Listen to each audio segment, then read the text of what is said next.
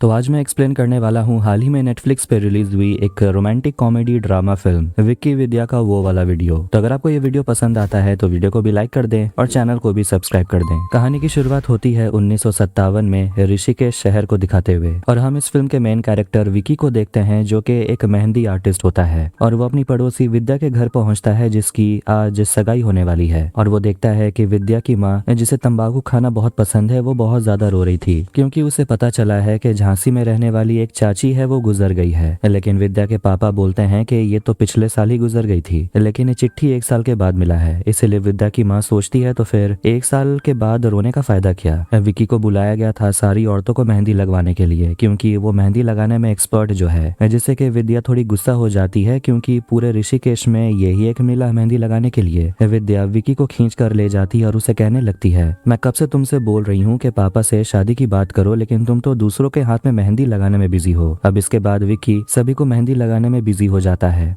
शाम के समय विद्या की सगाई होनी थी और उसका होने वाला पति बिट्टू पेशे से एक वकील है और दोनों बस एक दूसरे से फ्लर्ट करते ही रहते हैं।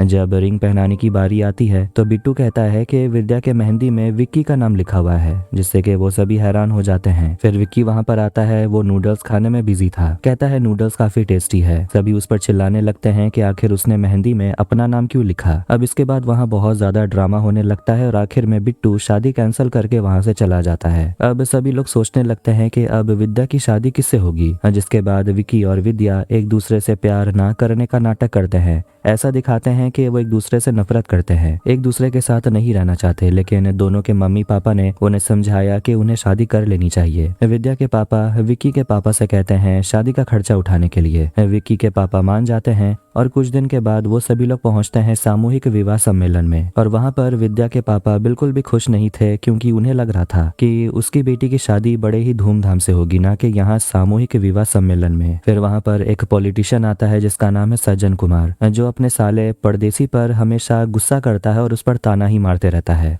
और उसे बहुत परेशान करता है। विक्की सज्जन से मिलता है और सज्जन उसकी बहुत तारीफ करता है, कहता है कि ऋषिकेश में 2 चीज बहुत फेमस है, एक है गानों में दिलेर मेहंदी और हाथों में विक्की की मेहंदी। अब आखिर में विक्की और विद्या की शादी हो जाती है और विक्की के पापा कहते हैं अच्छा हुआ तुम दोनों की शादी हो गई, अब अपने पोते का चेहरा देखकर ही मैं मर जाऊंगा।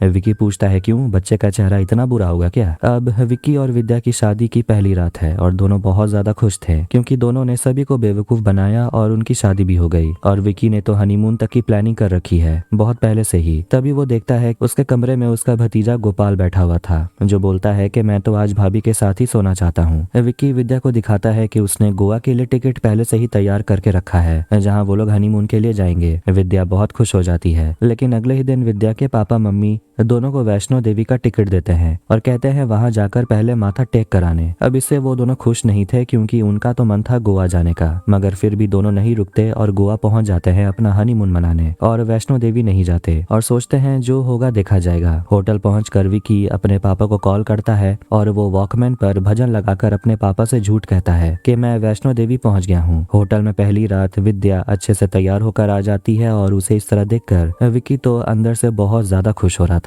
वो विद्या को एक न्यूज़पेपर आर्टिकल लिखा दिखाता है जिसमें लिखा हुआ था कि फॉरेन कपल्स में वेडिंग नाइट का वीडियो बनाने का बहुत बड़ा चलन शुरू हुआ है। विक्की बताता है कि तुम देखना ये फिरंगी लोग कितने खुश रहते हैं, अपने ही सुहागरात का वीडियो बनाते हैं और उसे बार बार देखते हैं।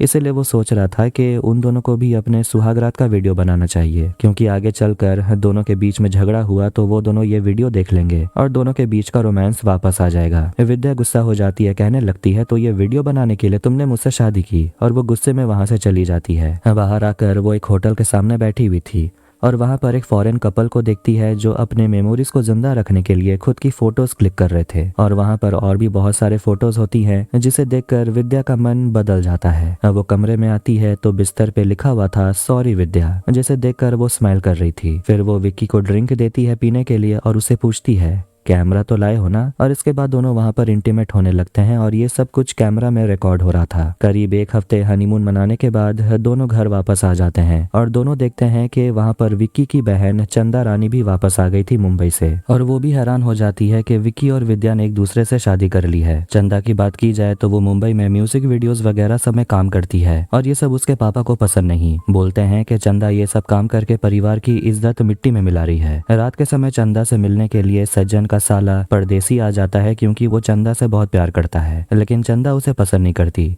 और उसे शराबी और लड़कीबाज बोलकर घर से बाहर निकाल देती है। विक्की विद्या को हनीमून की रात वाली सीडी दिखाता है, मगर सीडी में लिखा हुआ था मुकेश के दर्द भरे गीत। विक्की बोलता है अगर सीडी इधर उधर हो भी गई तो सभी को यही लगेगा कि इसमें सैड सॉन्ग है, और वैसे भी सैड सॉन्ग आजकल सुनता कौन है। इसके बाद वो लोग सीडी को चलाते हैं और खुद भी रोमांटिक होने लगते हैं, लेकिन तभी कमरे में विक्की के पापा आ जाते हैं जिससे कि वो लोग घबरा जाते हैं और विक्की जल्दी से सीडी बंद कर देता है। विक्की के पापा ने कुछ भी नहीं देखा क्योंकि उनका तो एक आंख पहले से ही खराब है और गोपाल उनका चश्मा लेकर भाग गया। दोनों राहत की सांस लेते हैं और गोपाल से चश्मा लेकर अपने पापा को विक्की दे देता है और उसके पापा पूछते हैं कि वैसे तुम लोग कौन सा मूवी देख रहे थे, उसमें बड़ी अजीब अजीब आवाज आ रही थी, रुक जाओ बस करो, ये सब चल क्या रहा था। अब किसी तरह विक्की सिचुएशन को संभालता है और अगले दिन फिर से घर में हंगामा हो जाता है क्योंकि कल रात घर में चोरी हो गई है। उनकी खानदानी तलवार गायब हो गई। काम वाली बाई बोलती है कि खाना किसमें बनाऊं, चूल्हा भी तो चोरी हो गया। विक्की घबरा जाता है और वो तुरंत अंदर आकर देखता है कि सीडी भी चोरी हो गई है। विद्या ये जानकर बहुत ज्यादा गुस्सा हो जाती है और सबके सामने अपने पति को ठरकी कह देती है और अपने पापा को बता देती है कि आपने जो वैष्णो देवी का टिकट दिया था उसे ये फाड़ कर हमें गोवा ले गया। उसके पापा कहते हैं इसीलिए मैं सोच रहा था कि वैष्णो देवी का पानी इतना नमकीन क्यों था। वो कहती है समंदर का पानी था। वो सभी को बता देती है कि उनका वेडिंग नाइट का वीडियो वाला सीडी चोरी हो गया और वो छत से नीचे छलांग लगा देती और एक बूढ़े आदमी के ऊपर गिर जाती है। लेकिन ये सब जो भी हुआ ये तो विक्की का इमेजिनेशन था। अब विद्या ऐसा कुछ ना कर ले, इसी के डर से वो विद्या को नहीं बताता कि सीडी चोरी हो गई है। कहता है कि सीडी सेफ है। इसके बाद घर पर पहुंचता है पुलिस ऑफिसर लाडले और पूछता है घर से क्या क्या चोरी हुआ। विद्या की माँ बताने लगती है 2 सोफा, 2 टीवी, 2 चूल्हा, 2 कुकर, 2 कैबिनेट और एक खानदानी तलवार। लाडले विक्की और विद्या से जाकर बात करता है वो दोनों कल रात कहाँ थे, तो दोनों बताते हैं कि वो तो अपने कमरे में ही थे क्योंकि दोनों की नई नई शादी जो हुई है, तो वो लोग जाएंगे कहाँ। विद्या डॉक्टर है तो वो अपने हॉस्पिटल चली जाती है अपने काम पर। विक्की बताता है वो मेहंदी लगाता है और ये उसका हॉबी नहीं बल्कि उसका काम है। खैर वो पुलिस को बता देता है कि सीडी प्लेयर चोरी हो गई है और सीडी बहुत ज्यादा इंपॉर्टेंट है। लाडले बहुत ज्यादा गुस्सा हो जाता है कि इतने बड़े ऑफिसर होने के बाद भी उसे ये सब कुछ सॉल्व करना पड़ेगा कि किसका चूल्हा चोरी हो गया, किसका सीडी चोरी हो गया। लेकिन जैसे ही वहां पर चंदा को वो देखता है,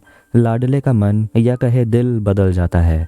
ऐसा लग रहा था उसका दिल चोरी हो गया और वो चंदा से उसका नाम पूछता है। कहता है बहुत ही प्यारा नाम है आपका। नौकरानी कहती है मेरा भी नाम चंदा है। लाडले उससे कहता है नाम बदल लो। वो पूछती है क्या रखें। लाडले कहता है ब्रह्मांड। वैसे इधर चंदा बताने लगती है कि उसका पर्स चोरी हो गया जिसमें के लिपस्टिक वगैरह सब कुछ था। लाडले कहता है वो तुरंत खोया हुआ सामान ढूंढ निकालेगा। इधर विक्की की बात की जाए तो वो काफी ज्यादा टेंशन में था क्योंकि सीडी चोरी हो गई है। इसीलिए वो आता है ठंडक नाम के आदमी से मिलने, जो कि सेक्सुअल प्रॉब्लम्स के लिए दवाई भी रखता है और रंगीन फिल्मों की सीडी भी। विक्की वो सारी सीडी उसे ले लेता है और उसे उम्मीद है कि जरूर उसका चोरी किया हुआ सीडी इसी में से एक होगा। कुछ समय के बाद लाडले चंदा को फोन करता है, लेकिन घर पर दोनों चंदा फोन उठाती है। लाडले कह देता है कि आपका चोरी हुआ सामान मिल गया है, इसलिए तुरंत पुलिस स्टेशन आ जाइए। इधर विक्की सीडी चेक करने लगता है कि कहीं उन सीडी में से ही कहीं उनका वीडियो तो नहीं। लाडले चंदा को शादी के लिए प्रपोज करता है, लेकिन ये तो गलत वाली चंदा थी, मगर वो शादी के लिए हाँ कह देती है। मगर जैसे ही वहां पर दूसरी वाली चंदा आती है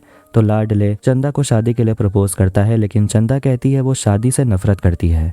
वो तो बस कोई ऐसा चाहती है जो उससे बस प्यार ही करते रहे और रुके ही नहीं। तभी वहाँ विक्की पहुंच जाता है और विक्की को वहाँ पर देखकर लाडले एकदम से बदल जाता है और चंदा से पूछताछ करने लगता है। फिर विक्की और लाडले एक दूसरे से झगड़ने लगते हैं। अब रात के समय विक्की चोर बाजार जाता है और वहाँ पर वो बादशाह नाम के एक आदमी से मिलता है। वैसे बादशाह ही वो चोर था जो विक्की और विद्या के घर में चोरी करने के लिए गया था, मगर फिलहाल विक्की ये नहीं जानता। मगर उसे बादशाह का चश्मा पहचाना लग रहा था, लेकिन अपनी पहचान छुपाने के लिए वो कहता है कि वो एक सीबीआई ऑफिसर है और वैसे भी वो यूनिफॉर्म पहना हुआ था, तो विक्की उसकी बात मान भी लेता है और कंप्लेंट करने लगता है कि एक चोर ने उसके घर से सारा सामान चुरा लिया, एक बार वो हाथ लग जाए तो उसकी आंखें निकाल लूंगा। बादशाह डर जाता है लेकिन कहता है कि मैं तुम्हारी मदद करूंगा। अब जैसे वो घर आता है तो विद्या का भी मन होता है कि वो सुहागरात वाली सीडी को देखना चाहती है, मगर विक्की बहाना मारने लगता है कि चोर तो सीडी प्लेयर चुरा के ले गया। विद्या कहती है कि पापा ने टीवी और सीडी प्लेयर हम दोनों को गिफ्ट किया है, आज तो देखना बनता है। विक्की घबराने लगता है क्योंकि सीडी तो है नहीं,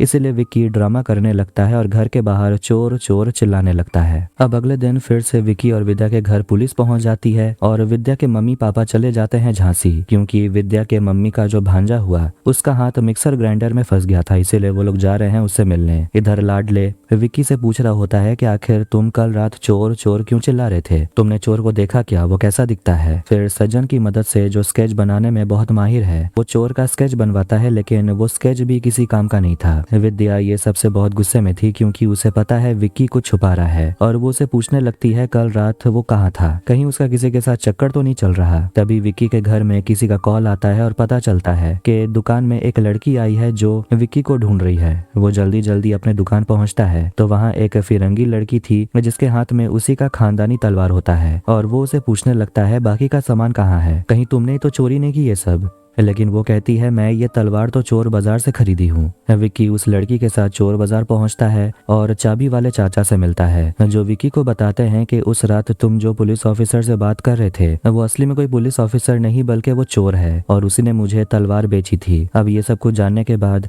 वो फिर से उस फिरंगी औरत को गले लगाता है और उसे थैंक यू बोलता है और विद्या ये सब कुछ देख लेती है। विक्की तुरंत पहुंचता है वेलकम होटल बादशाह से मिलने के लिए और उसके कमरे में जाता है, लेकिन वो देखता है कि बादशाह तो मर चुका था। पुलिस भी वहां पर पहुंच चुकी थी और विक्की टेंशन ले रहा था कि पता नहीं उसका सीडी प्लेयर कहाँ है, लेकिन वो देखता है उसका सीडी प्लेयर तो सामने ही रखा हुआ था, जिसे देखकर वो राहत की सांस लेता है। लेकिन तभी बाहर लाडले पहुंच जाता है और वो जब कमरे के अंदर आता है तो वो देखता है कि बादशाह कोई जवाब तो नहीं दे रहा था, ऐसा लगता है वो मर गया। पीछे के रास्ते वो विक्की को देखता है जो भाग रहा था और उसे पूछता है कि तू तो मेहंदी लगाता था, बम्बू कब से लगाने लगा। विक्की डरने लगता है और कहता है मैंने बादशाह को नहीं मारा। पुलिस उसे पकड़ने के लिए दौड़ती है कि तभी वो बम्बू से लटक जाता है और विद्या भी होटल तक पहुंच चुकी थी। विक्की को जेल में बंद कर दिया जाता है हाफ मर्डर के जुर्म में और उसे बाहर निकालने के लिए वहां पर पॉलिटिशियन सज्जन और पूरा परिवार वाला पहुंच जाता है। चंदा लाडले से उसका हाथ पकड़कर रिक्वेस्ट करती है मेरे भाई को बाहर निकालो। कांस्टेबल बोलता है कि उन्हें सीडी प्लेयर भी मिली है जिसमें एक सीडी है। विक्की कहता है उस सीडी को मत चलाना, लेकिन अब तो बाकियों का मन बन चुका था कि वो सीडी जरूर चलाएंगे। विक्की विद्या को बोलता है कि ये उनके हनीमून वाली रात का सीडी है। विद्या बहुत ज्यादा गुस्सा हो जाती है, लेकिन जब सब लोग वीडियो देखते हैं तो पता चलता है कि ये कोई बी ग्रेड साउथ मूवी है। विक्की के घर में बोर्ड लगा दिया जाता है जहाँ लिखा हुआ था कि घर में पहले से ही चोरी हो गई है, इसलिए बेकार में ताला और विश्वास ना तोड़े। विद्या के मम्मी पापा घर पहुंच जाते हैं और विद्या को वापस घर चढ़ने को बोलते हैं, लेकिन विद्या उन्हें जाने को बोलती है क्योंकि उसे पूरा भरोसा है कि विक्की ने खून नहीं किया। इधर चाबी वाले चाचा को भी जेल में बंद कर दिया जाता है और वो विक्की से पूछते हैं कि उसे बादशाह मिला क्या, तो वो बोलता है कि बादशाह का मर्डर हो गया है। अब चाबी वाले चाचा यही हैं तो वो जेल का दरवाजा भी तो खोल सकते हैं। इधर मीडिया के साथ बातें करने के बाद जैसे वो लोग रिक्वेस्ट करते हैं मुजरिम को सामने लाने के लिए, तभी उन्हें पता चलता है कि मुजरिम मतलब कि विक्की भाग चुका है। लाडले विक्की के घर पहुंचता है और विक्की के पापा और चंदा को बता देता है कि विक्की जेल से भाग चुका है, जिससे कि वो लोग भी हैरान हो जाते हैं। पापा तो बहुत ज्यादा गुस्सा थे क्योंकि वैसे भी उसके ऊपर मर्डर का इल्जाम था और अब वो फरार हो गया है तो अब डबल इल्जाम लगेगा। विक्की विद्या से मिलने के लिए आया हुआ था। विद्या काफी ज्यादा नाराज थी। विक्की उसे मनाने की कोशिश करता है, कहता है कि उसे बहुत बड़ी गलती हो गई और वो बहुत लापरवाह था और वो माफी भी मांगता है, लेकिन विद्या उसे जाने को बोलती है। विक्की का दिल टूट चुका था और वो ट्रेन के सामने आ जाता है खुद को खत्म करने के लिए, लेकिन सही समय पर विद्या उसे खींचकर उसकी जान बचा लेती है और उसे बहुत डांटती है और विक्की को माफ कर देती है और उसे कहती है कि इस सिचुएशन को हम दोनों को ही हैंडल करना पड़ेगा। इधर हॉस्पिटल में देखते हैं बादशाह को होश आने लगता है क्योंकि वो कोमा में था और याद करता है कि उसके साथ हुआ क्या था। देखते हैं कि होटल में उससे मिलने के लिए उसकी बहन बुलबुल आती है अपने 2 पंटर के साथ, जिनका नाम है सुनील और शेट्टी। वो चाहती है बादशाह उसका हिस्सा पूरा करे, लेकिन बादशाह के पास चुकाने के लिए पैसे थे नहीं, इसीलिए सुनील और शेट्टी बादशाह को बहुत पीटते हैं और बुलबुल को एक वहाँ सीडी मिलता है, मगर तभी वो लोग देखते हैं कि बादशाह कोई जवाब ही नहीं दे रहा था, इसीलिए वो लोग डर के मारे वहाँ से भाग जाते हैं, ये सोच कर के बादशाह मर गया है। इधर प्रेजेंट में बुलबुल को पता चलता है बादशाह को हॉस्पिटल में होश आ गया है और वो सुनील से कहती है जाकर उसे मार डालने के लिए और बोलती है कि हमें जो सीडी मिली है, सीडी वालों को कॉल करो और उनसे डील करो। इसीलिए वो विक्की के घर पे कॉल करता है और फोन विकी के पापा उठाते हैं और वो लोग उसे कहते हैं कि हमें तुम्हारा वो वाला वीडियो का सीडी मिल गया है, अपनी इज्जत प्यारी है तो 2 लाख कब्रिस्तान लेकर पहुंच जाना। अब दूसरा आदमी जो शेट्टी होता है वो भी कॉल लगाता है और इस बार फोन चंदा और विद्या दोनों उठाते हैं और वो उन दोनों को कह देता है कि हमारे पास तुम्हारा वो वाला वीडियो है, इज्जत प्यारी है तो 2 लाख लेकर कब्रिस्तान पहुंच जाना। रात के समय विकी घर आता है तो विद्या उसे बताती है किसी का फोन आया था और उनके पास हमारी सीडी है। अब वो लोग सोच रहे हैं कि वो सभी 2 लाख लाएंगे कहाँ से। इधर चंदा लाडले को कॉल करती है और उनसे कहती है आपके पास 2 लाख हैं। लाडले शुक्ला से पूछता है तुम्हारे पास 4 लाख हैं। वो कहता है नहीं बस 2 लाख ही होंगे। लाडले कहता है बस उतना ही चाहिए। चंदा कह देती है पैसे लेकर गंगा घाट पहुंच जाइए। रात 11:30 बजे विद्या विकी को अपने घर ले आती है तिजोरी में से पैसे चुराने के लिए, मगर जैसे ही वो विकी को अपने पापा मम्मी के कमरे में लेकर आती है वहाँ विद्या की मम्मी और पापा आ जाते हैं और विद्या की मम्मी तो कुछ ज्यादा ही रोमांटिक होने लगती है, जबकि दोनों बिस्तर के नीचे छुपे हुए थे और सोच रहे थे कि अब वो लोग क्या करेंगे। अब किसी तरह वो लोग तिजोरी तक पहुंचते हैं लेकिन अंदर उन्हें पैसा नहीं मिलता बल्कि पान मसाला मिलता है, विद्या की मम्मी का फेवरेट जो उन्हें खाना बहुत पसंद है। अब वो दोनों घर वापस आ जाते हैं तो विकी के पापा उसे 2 लाख रुपए देते हैं और कहते हैं जाकर सीडी वापस लेकर आने, और 2 लाख में से 1,90,000 तो नौकरानी चंदा का है क्योंकि वो लोग उसे पेमेंट देते ही नहीं। खैर इधर हॉस्पिटल में कुछ लोग बादशाह को मारने के लिए उसके पीछे पड़ गए थे, इसलिए वो मुर्दा घर में आकर छुप जाता है। चंदा लाडले से आकर मिलती है तो देखती है कि लाडले अपने घर का सारा सामान लेकर आ गया था, क्योंकि लाडले को लगता है चंदा उसके साथ भागना चाहती है, इसीलिए वो उसे पैसे लाने को बोली थी, मगर वो उसे बता देती है कि किसी ने उसका वो वाला वीडियो बना लिया है, इसीलिए उसे अपनी इज्जत बचाने के लिए 2 लाख रुपए चाहिए। विक्की और विद्या पैसे लेकर कब्रिस्तान पहुंच जाते हैं, जहां आकर उन्हें बहुत ज्यादा डर लग रहा था। उन्हें क्या बुलबुल को भी बहुत ज्यादा डर लग रहा था, मगर बुलबुल के दोनों लोग कहते हैं कि आपने ही तो कहा था ऐसी जगह बुलाने के लिए जहाँ कोई आता जाता ना हो। अब कब्रिस्तान में कुछ लोग आ जाते हैं एक बॉडी दफनाने के लिए। इधर जब बुलबुल विक्की और विद्या से पैसे लेती है, उधर सुनील और शेट्टी से सीडी संभाला नहीं जाता और सीडी कब्र के ऊपर गिर जाती है। कब्रिस्तान में चंदा और लाडले भी पहुंच गए थे और सीडी को निकालने के लिए वो सभी लोग फादर को रोकते हैं। देखते हैं कि उस कॉफिन के अंदर में बादशाह होता है, जिसे होश आने लगता है और वो कब्र हिलने लगती है, और जैसे ही बादशाह कब्र तोड़कर बाहर निकलता है, सीडी उछलकर एक पेड़ में बने घोंसले पर जाकर गिरती है। सभी लोग वहां से भाग जाते हैं और विक्की को उसका सीडी मिल जाता है। फिर वो लोग फैसला करते हैं कि वो चेक करेंगे कि आखिर ये सीडी सच में उनकी है या नहीं। इधर लाडले बुलबुल और उसके दोनों लोग सुनील और शेट्टी और बादशाह को रेल के पटरी से बांध देते हैं और उनसे चंदा की सीडी वापस करने को बोलते हैं, लेकिन बुलबुल उनसे कहती है हमारे पास चंदा की कोई सीडी है ही नहीं। इधर विक्की और विद्या देखते हैं कि ये वीडियो उन्हीं का है, लेकिन ये तो गोवा वाला वीडियो नहीं है। विद्या विक्की पर बहुत ज्यादा गुस्सा थी कि पता नहीं विक्की ने और कितने सारे वीडियोस बना के रखे हैं, मगर वो कहता है मैं भी ये वीडियो पहली बार देख रहा हूँ, मैंने नहीं बनाया ये वीडियो। मगर उसे पता है कि इस वीडियो के पीछे कौन हो सकता है। बादशाह सभी को बताने लगता है कि वो परदेसी का गाड़ी चुरा लिया था और उसी में भर भर के सीडी थे। उसने सोचा कि वो सब कुछ बेचकर उधार चुका देगा, लेकिन उससे पहले ही बुलबुल और उसके 2 लोग सुनील और शेट्टी पहुंच गए और बादशाह को कुत्ते की तरह पीटा और वो कोमा में चला गया और उसके सीडी को लेकर भाग गए। लाडले बिना वक्त गवाए परदेसी को पकड़ने के लिए चला जाता है। मार खाने पर वो लाडले और विक्की को सब कुछ बता देता है कि ये वीडियोस बनाने के पीछे सज्जन कुमार का हाथ है। वो सामूहिक विवाह सम्मेलन करवाता है और सभी का शादी करवाता है और उनकी पहली रात का वीडियो बनाकर दुबई भेजता है शेख लोगों को। बदले में ढेर सारे पैसे मिलते हैं। अब इधर देखते हैं कि एक और सामूहिक विवाह सम्मेलन होना था और अंदर कमरे में सारी तैयारियां हो चुकी थी, मतलब के कैमरे लग चुके थे, लेकिन यहाँ भी विक्की और विद्या सभी लोगों का प्लान भी तैयार था। एक शेख को बुलाया जाता है गेस्ट के तौर पर, लेकिन लाडले उन्हें बीच रास्ते में ही रोक लेता है और चंदा भी शादी में चली जाती है बेगम बनकर। थोड़ा बहुत नाच गाने के बाद सज्जन को पता चलता है कि आज यहाँ सामूहिक विवाह सम्मेलन में उसकी बेटी स्वाति की भी शादी होने वाली है, जिससे कि सज्जन घबरा जाता है कहीं उसकी बेटी का भी वीडियो ना बन जाए। वो स्वाति पर बहुत ज्यादा गुस्सा था, लेकिन अब वो कर भी क्या सकता था। शादी हो जाने के बाद सभी को भेज दिया जाता है अपने अपने कमरे में सुहागरात मनाने के लिए। सज्जन अपनी बेटी को ढूंढने लगता है कि आखिर स्वाति कौन से कमरे में है। विक्की और विद्या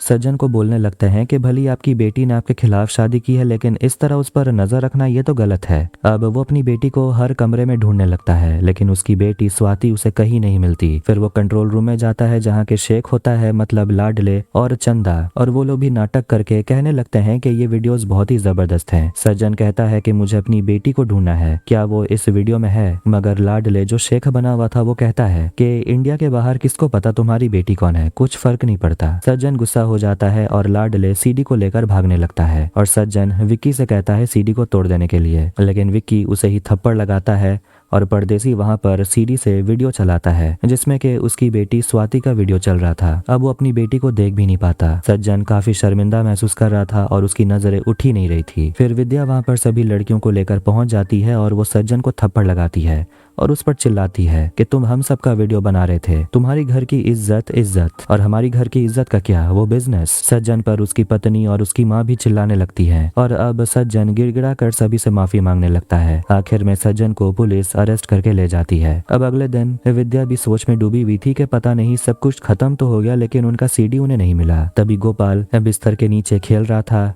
और उसे वहां पर मुकेश के दुख भरे गीत वाला सीडी मिलता है, मतलब कि विक्की और विद्या का वो वाला वीडियो। अब दोनों गोपाल के पीछे पड़ जाते हैं, लेकिन गोपाल सीडी को घर से बाहर फेंक देता है जो कि सीधा नीचे चंदा के ट्रक में गिरता है, क्योंकि नौकरानी चंदा घर छोड़कर जा रही थी, क्योंकि उसे यहाँ कोई पेमेंट देता ही नहीं। चंदा की ट्रक वहां से निकल जाती है और विक्की और विद्या भी ट्रक के पीछे भागते हैं और इसी के साथ ये फिल्म यहीं पर खत्म होती है। ऐसा लगता है पार्ट 2 भी आने वाला है। खैर, आपको ये वीडियो कैसा लगा कमेंट करके ज़रूर बताएं। वीडियो पसंद आया तो वीडियो को भी लाइक कर दें, चैनल को भी सब्सक्राइब कर दें। मिलते हैं नेक्स्ट वीडियो में। Take care.